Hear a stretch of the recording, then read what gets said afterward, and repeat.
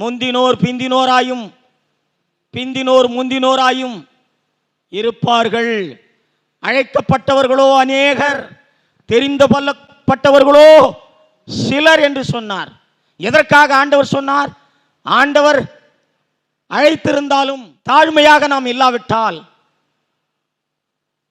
தேவனுடைய பரிசுத்த ஆவியினாலே நாம் நிரப்பப்பட்டு அவருக்கென்று வாழ்கிற ஒரு வாழ்க்கையை நாம் வாழாவிட்டால், நம்முடைய இருதயத்திலே நாம் ஏதோ தகுதி உள்ளவர்கள் என்று சொல்லி நம்மை எண்ணிக்கொண்டு, நாம் பெருமையும் சுயநலமும் உள்ளவர்களாக இருந்து கொண்டு, நாம் முறுமுறுத்து கொண்டு, நாம் எவ்வளவு காரியங்களை செய்தாலும் அவைகளெல்லாம் மாம்சத்துக்குரிய செயல்கள். அவருடைய அன்பினாலே நம்முடைய இருதயம் நிரப்பப்படணும்.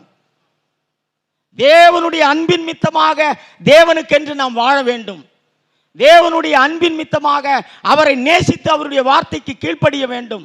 தேவனுடைய அன்பின் மித்தமாக அவருக்கென்று நாம் ஊழியம் செய்ய வேண்டும்.